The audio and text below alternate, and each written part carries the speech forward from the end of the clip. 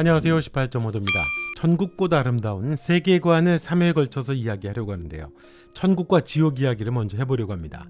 천국과 지옥이라고 하는 익숙한 단어를 빌려서 죽음 너머의 세계를 새롭게 그려내는데요. 하지만 이 천국과 지옥은 우리가 상상하는 빛나는 낙원, 또 불타는 유황불만이 아니죠. 이 드라마는 천국과 지옥을 단순한 장소가 아니라 우리 마음속의 풍경, 즉 내면의 감정과 성찰의 무대로 바라보고 있습니다. 죽음은 끝이 아니라 새로운 시작, 마음을 들여다보고 성장하는 여정의 문턱이라는 거죠. 결론적으로 천국과 지옥은 단순한 물리적인 장소가 아니라 심리적, 정신적인 상태, 내면적인 여정의 중간 단계라고 보고 있습니다. 그리고 내면의 풍경에 가깝죠. 그 내면적인 어떤 경험과 심리적인 여정이 결국 삶을 끝이라고 보는 관점이 아니라 죽음을 이야기할 때요, 연속성이라고 하는 관점으로 보게 합니다. 그게 이 드라마의 첫 번째 세계관인데요. 자, 천국과 지옥 이야기 세계관 첫 번째 이야기를 해보려고 합니다. 천국과 지옥은 대체 뭘까요? 그리고 이 드라마가 우리에게 전하려고 하는 메시지는 뭘 담고 있을까요? 천국은 후회와 사랑을 마무리하는 곳으로 보입니다. 드라마의 천국은 처음에 센터장의 말로 소개가 되죠. 여긴 이승에서 못다한 일들을 마무리하는 곳이에요. 후회 없이 한번 살아보라고요. 이 말은 천국이 반짝이는 낙원이 아니라 삶에서 놓친 꿈이나 아쉬움을 다시 꺼내볼 수 있는 공간이라는 걸 알려줍니다. 예를 들어서 젊은 시절로 돌아가서 사랑했던 사람과 다시 추억을 만들거나 또 이루지 못한 꿈을 펼쳐볼 수 있는 곳이죠. 그래서 자기가 원하는 나이로 갈 수가 있었던 거죠. 하지만 이 천국에는 단순히 마음대로 해라라고 하는 자유가 주어지지 않습니다. 해숙은 80세 늙은 모습으로 천국에 도착을 하는데요. 남편 낙준이 늘 가장 예쁘다고 말했던 그 시절의 모습으로 기억되고 싶었기 때문이었죠. 해숙의 선택은 그녀가 얼마나 낙준을 사랑했는지 또 얼마나 헌신적으로 살았는지를 보여줍니다. 하지만 천국에 와보니까 모두 젊고 빛나는 모습이죠. 심지어 낙준마저도 30대 싱싱한 모습으로 나타났습니다. 해숙이 속상하죠. 더구나 일수를 하면서 다른 사람의 원망을 들어야 했던 삶이었으니까 그에 대해 늘 마음이 불편했던 해숙입니다. 사실 해숙이 일수를 했다고 하지만 해숙은 어떻게 된 게 보면 그렇게 넉넉하거나 부자가 아닙니다. 그럼에도 불구하고 자신을 늘 성찰하죠. 내가 천국에 와도 되나? 라고 이야기합니다. 또 자신만 늙은 모습인 게 너무 서럽고 남편을 원망하죠. 해숙은 아마도 평생 남편을 위해 헌신했지만 정작 자신을 사랑하는 법은 잊고 살았던 거죠. 천국에 반짝이고 모두 자기가 원하던 모습대로 살아가는 풍경은 해숙의 마음속의 불안과 자기 비하라고 하는 걸 선명하게 드러내고 있는 겁니다. 그러다 해숙이 질투와 나쁜 말을 마구 쏟아내게 되고 결국 포도알 7개를 받아서 지옥으로 가게 되죠. 이 장면은 천국이 단순히 행복을 선물하는 곳이 아니라는 걸 보여줍니다. 천국인데 감시 카메라가 아주 많죠. 늘 철통같이 일일이 하나하나 감시를 합니다. 천국치고는 좀 의아하죠. 이 감시 카메라는 외부의 경찰이 아닙니다. 우리 마음속의 작은 목소리를 의미할 겁니다. 바로 양심이죠. 이러면 안 되는데 라고 속삭이는 양심입니다. 그게 바로 감시 카메라죠. 해숙의 포도알은 그녀의 질투와 불안에서 비롯됐습니다. 천국은 해숙에게 묻는 거예요. 너 진짜 마음의 평화를 원해? 그러면 네 안의 어두운 감정부터 마주해봐. 그렇게 묻는 거죠. 천국은 단순한 보상이 아니라 자신과 화해하고 사랑과 후회를 정리하는 마음의 공간이라는 겁니다. 더 나아가서 죽음은 끝이 아니라 삶에서 남긴 감정들을 다시 들여다보는 그런 시작이라고 하는 셈이죠. 그럼 지옥은 뭘까요? 고통 속에서 다시 일어서는 곳인 것 같습니다. 역시 종착지가 아니죠. 드라마에서의 지옥은 천국에서의 잘못이나 해숙의 질투 같은 거였는데요. 그런 천국에서의 잘못을 했을 때 또 이승에서의 죄가 있을 때 가게 되는 곳이죠. 하지만 이 지옥은 영원히 갇히는 무서운 유황불, 그런 감옥이 아닙니다.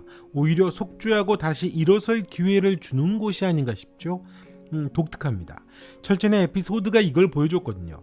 철진은 지옥을 탈출해 천국으로 와서 아내를 찾지만 낙준의 설득으로 자수하게 되죠. 이때 낙준이 속삭인 말이 있습니다. 지옥에 가야 기회가 있다는 겁니다. 완전 소멸되면 안 되니까요. 더구나 나중에라도 여기 와 있는 아내분 안 만날 겁니까? 라고 말을 하죠. 지옥이 단순한 끝이 아니라 새로운 문턱임을 알려줍니다. 지옥은 잘못을 마주하고 마음의 짐을 내려놓는 그런 고통스러운 과정입니다. 해숙의 지옥행도 같은 맥락으로 이해할 수 있는 거죠.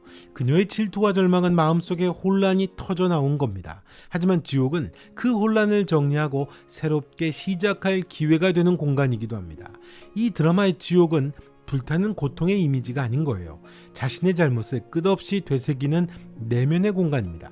그리고 이를 극복하려는 노력의 상태가 아닌가 싶습니다. 그럼 그런 생각이 들죠. 지옥은 악인들에게는 너무 관대한 거 아니냐, 그런 생각이 들겠지만요, 아마 정반대가 아닐까 싶습니다. 큰 잘못을 저지른 사람들에게 지옥은 더 혹독할 겁니다. 자신의 악행을 남이 아닌 자신의 마음으로 끊임없이 느끼는 거죠. 단지 처벌로만 끝나는 게 아니라는 겁니다. 고통을 통과하는 방식이 더 고통스러울 겁니다. 단순히 순환하는 기회가 아니라 상상할 수 없을 만큼의 깊고 큰 고통 속에서 스스로를 무너뜨리고 다시 세워야 하는 곳이 아마 지옥일 겁니다. 단지 불타고 고통을 주는 것만이 아니라는 거죠. 자기가 저질렀던 모든 악행과 죄를 남이 아닌 자기 자신이 끝없이 되새기고 직면하고 껴안는 거죠. 모두 자신의 감각으로, 자신의 영혼으로 느끼는 겁니다. 그것도 한 번이 아니라 끊임없이 말이죠. 자신의 죄가 스스로를 갉아먹게 만드는 방식으로요. 이게 왜 순환과 연관이 있을까요? 죄는 고통으로 끝나는 게 아니라는 겁니다.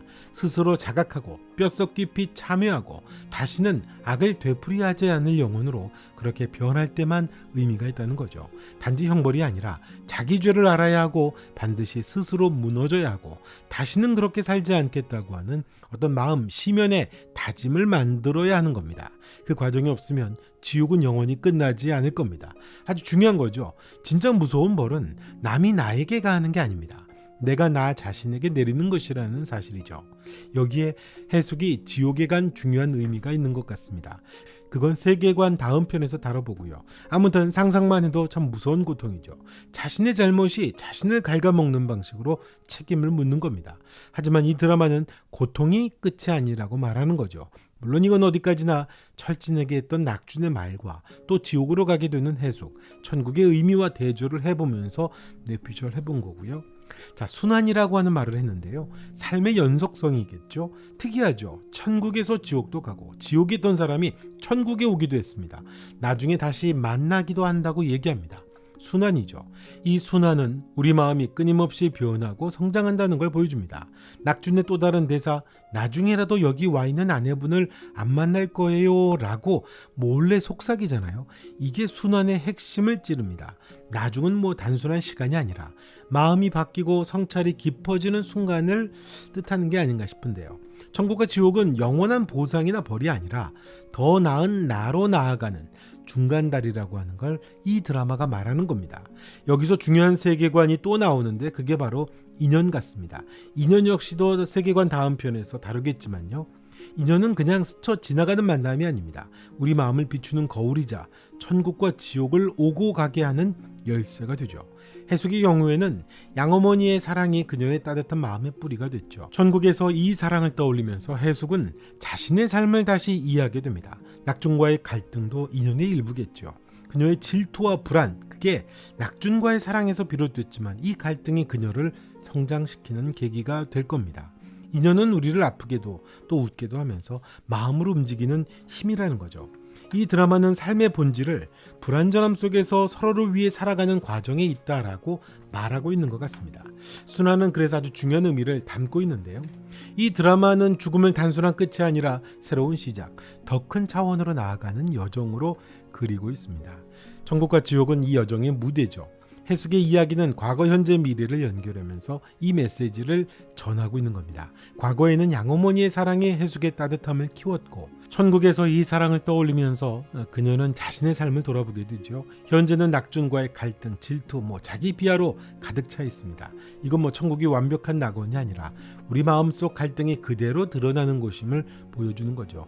미래는 지옥행으로 이어지지만 이건 끝이 아니죠. 지옥에서 해숙은 자신의 약점을 마주하고 언젠가 다시 천국으로 돌아올 기회를 얻을 겁니다. 이 순환하는 세계관은 천국과 지옥을 마음의 상태로 바라보게 하는 겁니다. 천국은 마음이 평화롭고 자신과 타인을 이해하려는 순간이고요. 지옥은 혼란과 후회로 또 절망으로 가득 찬 상태지만 그 안에서도 일어설 가능성을 품고 있습니다. 왜냐하면 삶은 계속 연속성이 있기 때문이죠. 결국 죽음을 삶의 연속선상에서 바라보면 인물 내면의 성찰과 성장을 통해서 삶의 의미를 다시 찾게 되는 여정으로 그리고 있는 겁니다. 천국은 삶의 미완성인 부분을 마무리하고 타인의 소중함을 깨닫는 공간이 됩니다. 지옥은 죄와 잘못을 마주하고 마음을 정화하는 고통의 무대가 되는 거죠. 그리고 이건 자유와 책임, 성찰과 인연을 통해 더 나은 나로 나아가는 길을 또 열어주는 것 같습니다. 결국 천국과 지옥은 우리 모두의 마음에 있는 풍경이고 또 삶과 죽음은 끊임없이 이어지는 이야기의 한 페이지일 뿐이라는 세계관을 이 드라마가 담고 있는 것으로 보입니다. 이건 어디까지나 저의 뇌피셜입니다. 자, 이번 영상은 여기까지 하겠습니다. 영상 좋으셨다면 좋아요, 구독 부탁드리고요. 댓글도 남겨주시면 고맙겠습니다. 저작권 문제로 인해서 영상 이미지를 피하게 된 점은 양해를 좀 부탁드리겠습니다. 지금까지 18.5도였고요. 천국보다 아름다운의 세계관 두 번째 영상에서 뵙겠습니다. 고맙습니다.